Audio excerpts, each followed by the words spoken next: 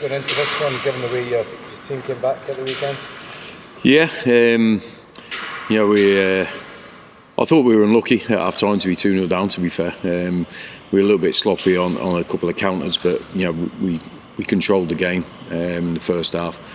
But a couple of goals went against us. Down to opportunities from them and a bit of our own play. But to come back from 2-0 down and win 3-2 was a great feeling. And certainly with the supporters being back in the stadium for the first time in 500 days, and obviously we've got a derby game to look forward to tomorrow night. So it's the games are coming thick and fast, really early on in the season. 3-4 weeks into the pre-season programme, but it's what we live for. It's playing games, so we're looking forward to it.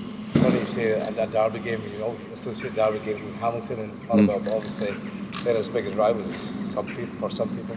Yeah, I didn't know of the rivalry until I came to the club, and obviously last season playing Hamilton twice, I think, in my short period, that was the sort of big one.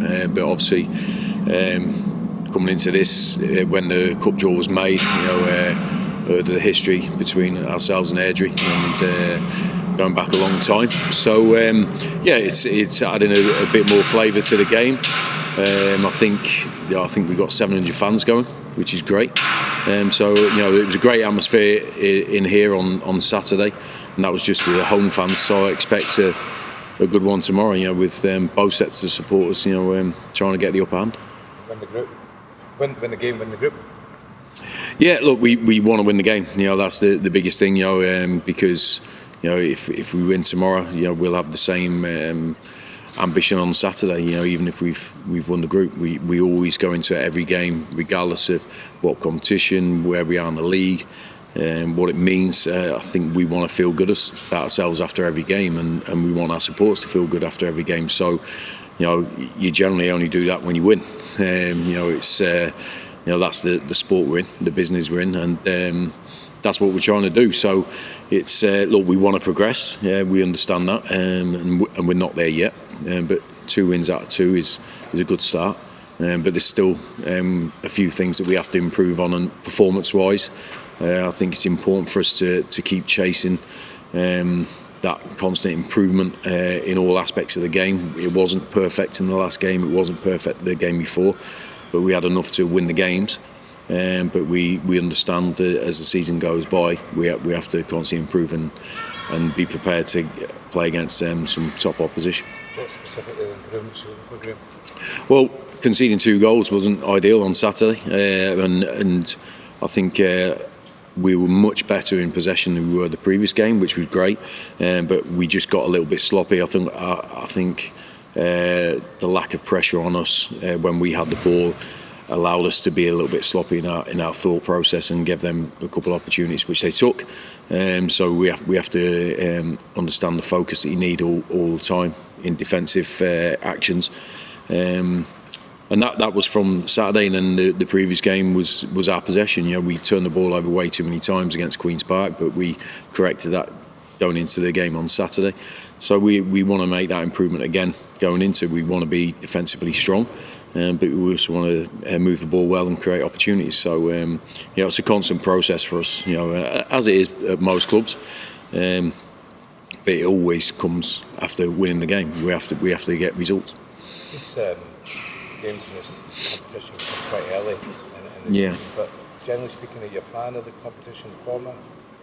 I'm a fan of all competitions because that's what we play football for. We want to win things. So friendlies are all well and good, but we're in the game to have that feeling about results. And so look, I think it's my first experience of it. So I came in with an open mind, spoke to a couple of other managers who have got that experience of preparing for cup games so quickly. We had a decision to make whether to start pre-season early to prepare for these games, but I tried to take the bigger view of the whole season and what the players had gone through last season, the need to recover from that going into this season.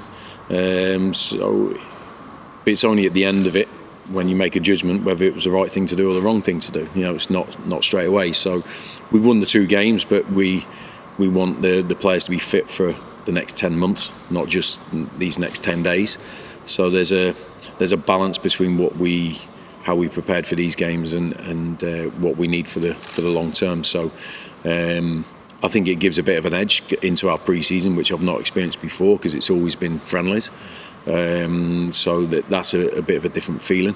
I think it's difficult to prepare your whole squad because normally in pre-season you mix and match in your team all the time.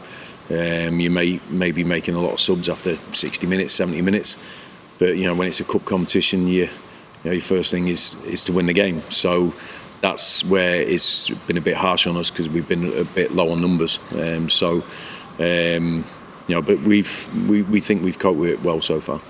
You've obviously had a few players who have played 90 minutes over the last week. Are you likely to sort of make changes for them just to save them for the upcoming season? Would if I could, but we've only got 2 centre halves. So those boys, is one of them now, Ricky, but he's missed a bit of training with an illness, so the fitness work, so he's probably getting fit through the games, and obviously Dara, young centre half, he's come into it, and asking him to rest and recuperate. He's a young player, he can go every day, so there's no problems there, but ideally we'd like to be able to swap them about and give them less minutes, match minutes, because there is a risk, but if we can get through the games with those 2 fit, that'd be great. There's a couple of other boys, Stephen O'Donnell, he's had a long season last season, he's only had 10 days off, so ideally we'd like to look after him at some point as well. But Sods, he just wants to run and run and run, so we have to protect him from himself really. And there's a couple of other boys that we have to try and just manage through these next couple of weeks, but we've got a fit group of players, and I think players are capable of more than what people make them believe. I think they can push themselves harder than what they're told sometimes. Players love playing games, so I think if you ask them whether they prefer to get fit through games or just running sessions, I pretty much know what the answer would be. But we'll get them fit one way or the other. I was going to say, does that affect training? Because I'm assuming you're still in pre-season sort of stage, yeah. But probably can't put as much on because they are playing every 3-4 days. Yeah, look, we do more individualised stuff at the moment because everyone's got a different history and different game time, and we're stronger in some parts of the team than we are in others at the moment. So we're trying to look at each individual and from day to day, and if we can get more fitness work into them, we will. If we have to bring them out to recover, we will. So the group is constantly sort of changing day to day in training. It's not a one size fits all at the moment, so we have to make sure that when we get to the start of the league season, that we've got as many players fit as possible with as many minutes under their belts, because it's going to be a long season. But I feel the players are adapting to that really well. They're putting the work in very conscientiously, and we're looking in reasonably good shape. But there's a lot of work to continue to do. You made the signing of Mikel Parker last week. He's been on the books of numerous Premier League clubs, but hasn't played any senior football. This proper last chance stuff for him? No, I wouldn't say his last chance. He's only, he's in his early 20s, 22 or so. So it's but each player has an opportunity to make what they can of their career. He started at an extremely high level, Liverpool and the Premier League and stuff like that. So, there'll be a lot of players that don't make it at that level, which doesn't mean it's the end of their career. But it's important that they grasp any other opportunity after that to make a career, because there's only so many opportunities and chances you get. So, but Mikel's been here for a few months, trying hard to earn a contract to get his career kick-started.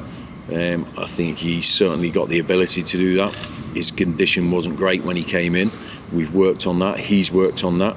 He's still not up to speed with what we'd expect as a first-team player, but he's working hard, and we'll give him the chance. I think there's a good young player within Mikel, But there's a lot of things about being a professional footballer, so he has to add them. I think he's receptive to what we talk to him about and the work we put in for him. So it's a clear opportunity for him to start a career at a very good football club, and hopefully he takes it.